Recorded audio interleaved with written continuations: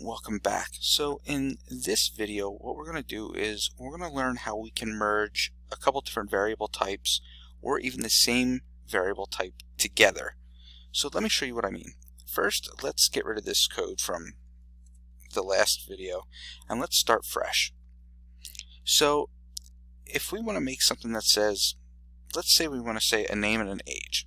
Let's first start with that. So we'll do variable name and we'll put the name Rob. And how old do we want to make Rob today? We'll say Rob is 72. Now, you'll see the variable name is a string and the variable age is an integer. Now, if I want to put these two together, I'll show you how that's done. So first we want to do document.write.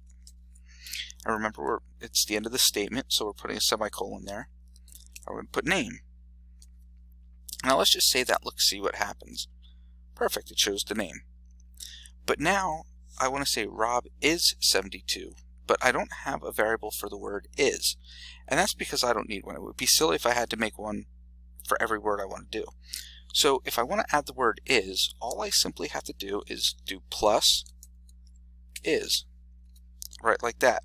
Now I'm going to show you something, and then I'm going to show you how to fix it. So if I just do that, I hit refresh, you're going to notice that there's no space there. The reason for that is because we didn't put a space. So all you simply have to do is put a space right like that before you actually type the word is. So now you have a space in your string, and because it's a string, it's going to read that space as a character, and now it'll actually put it there. So it'll put Rob is, and then because we want to have the age to the right of the word is, we're going to put another space, and we're going to just put plus age. And then if we wanted to add a period, we could just simply put a period, and this time we won't put a space there because we want it right up next to the text. There it is, Rob is 72. Now, what if we want to use two strings together? Well, let's add another variable here. We'll put var job equals, let's put programmer. Okay, so what we can do here is we can get rid of age and we can put job.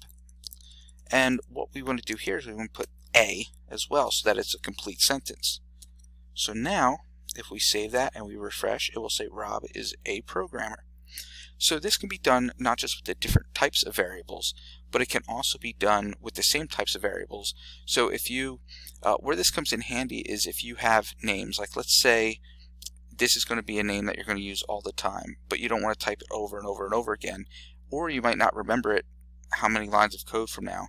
You know you have the variable name, but also when you already create this variable, like let's say we have the variable job, okay, and I want to come down here, I go var job, and now I put job equals Javascript programmer, okay, and then I'll copy and paste this.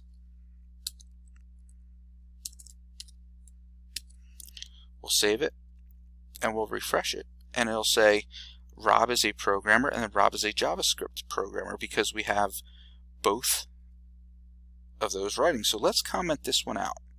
So this is another area where comments come in handy, because when you want to just quick block out a line of code but you don't want to delete it, you just want to keep it there, you can just quick comment it out like that. So now we can put Rob as a JavaScript programmer. Well, why did it do that?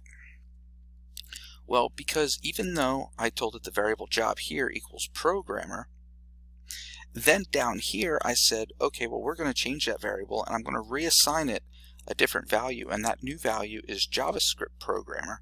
So because I put this document.write below the new variable, it's going to read whatever the new variable is. However, if I change that, because the new variable wasn't assigned yet, it'll go back and use the old one.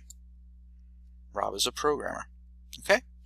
So I hope that helps and gives you a little bit of a better understanding of how you can use different types of variables or the same type of variable together, and also how you can reassign variables.